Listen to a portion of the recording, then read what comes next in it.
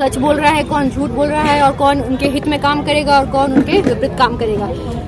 खुद नीतीश कुमार सीएम रहते हुए कह चुके हैं कि नौकरियां नहीं है और देने का काम भी नहीं किया है। और पीछे बीते 17 महीने में तेजस्वी जी में नौकरियों को देने का काम किया है और अब वो क्रेडिट लेना चाहते हैं। ठीक है, तो पहले 10-17 साल जो नीतीश जी थे, क्यों नहीं नौकरियां दी उन्होंने? ये 10 लाख नौकरी जो 2020 में चुनाव में तेजस्वी जी ने कहा था कि हम नौकरियां देने का काम करेंगे, 10 लाख रोजगार देने का काम करेंगे, तो वो कह रहे थे कि क्या बोलते नहीं, ये झूठ बोल रहा है, कहाँ से नौकरियां लाएगा। आज जब धरातल में उन्होंने नौकरियां देने का काम किया तो वो अब बोल रहे हैं, क्रेडिट ले रहे हैं कि हमने नौकरियां दी। तो ये तो सब दुनिया, ये तो जनता जान ही रही है ना किसके कार्यकाल में और किसने नौकरियां देने की बात की, तो किसने नौकरियां दी हैं। हमारे तेजस्वी जी ने हमें नौकरियां दी हैं। बेरोजगार जो मुद्दा है उसको हटाने का काम तेजस्वी जी ने किया है, तो हम तेजस्वी जी के साथ हैं। जन विश्वास यात्रा से क्या संदेश? देखिए, तेजस्वी जी हमारे माननीय डिप्टी सीएम तेजस्वी जी, हम उनके साथ हैं और वो यही यात्रा जो जन विश्वास यात्रा जो आज यहाँ पे हुई है और वो यही बताने आए हैं कि उन्होंने जो 17 साल जो नीतीश जी ने काम किया है और जो 17 महीने उन्होंने काम किया है नीतीश जी के साथ गठबंधन में रहते हुए, वही उनका जो लोगों तक जन जन तक पहुँचाना और उनका विश्वास लेना, ताकि अगली चुनाव में फुल बहुमत से उनकी सरकार बने, ताकि उनको कहीं इधर पलटने उलटने की नीतीश जी की जो हाल है, कभी इधर कभी उधर जो जा रहे हैं और जो स्टेबिलिटी नहीं है, जो बिहार पॉलिटिकल स्टेबिलिटी आएगी। फिर अभी आपके लालू यादव ने कहा कि हाँ दरवाजा खुला है, दरवाजा खुला है। नीतीश जी का तो आप देख ही रहे हैं कि कभी इधर हो जाते हैं कुर्सी बचाने के लिए, कभी उधर हो जाते हैं। हाल ही में लालू यादव जी का बयान आया कि जब पूछा गया क्या नीतीश जी के लिए फिर दरवाजा खुल सकता है, उन्होंने कहा खुला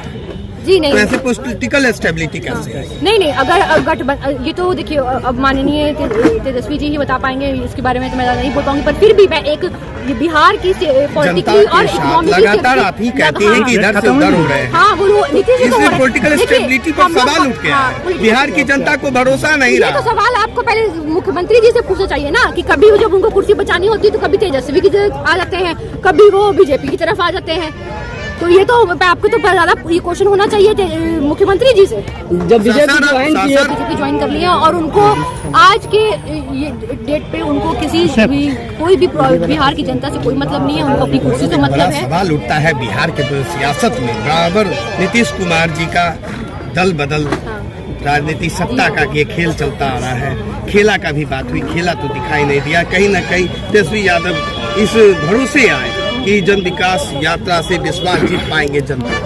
क्या लगता है 40 सीट जो आगामी लोकसभा में, क्या इस सब सारे जो विकास की यात्रा में जितने काम उन्होंने गिनाया 17 महीने का काम, से क्या 40 सीटों में कितना फर्क पड़ेगा? बहुत फर्क पड़ेगा। क्या फर्क पड़ेगा जी? बहुत फर्क पड़ेगा। जैसे कि आप देख ही रहे हैं, आप ही ना जान रहे हैं। आपको तो ये सब सवाल बीजेपी से पूछना चाहिए और नीतीश जी से पूछना चाहिए कि उन्होंने अब महागठबंधन में रहते 17 महीने रहते हुए जो काम किए हैं वो उन्होंने पहले क्यों नहीं किए? और अभी भी तो उनके पास टाइम है।